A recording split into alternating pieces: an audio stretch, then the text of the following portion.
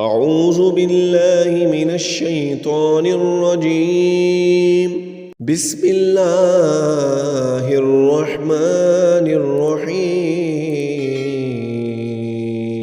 وإما ينزغنك من الشيطان نزغ فاستعذ بالله إنه سميع عليم.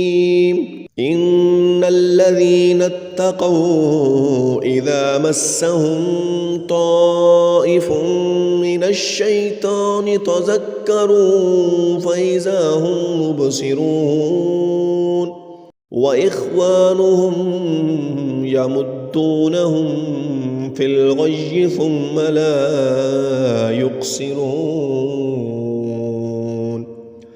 وإذا لم تأتهم بآية قالوا لولا اجتبيتها قل إنما أتبع ما يوحى إلي من ربي هذا بصائر من ربكم وهدى ورحمة لقوم يؤمنون. وإذا قرئ القرآن فاستمعوا له وأنصتوا لعلكم ترحمون.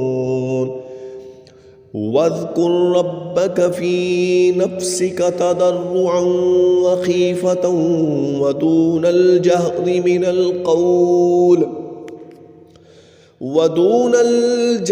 من القول بالغدو والآصال ولا تكن من الغافلين.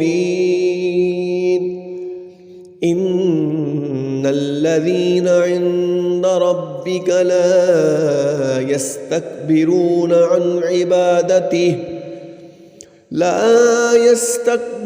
عن عبادته ويسبحونه وله يسجدون.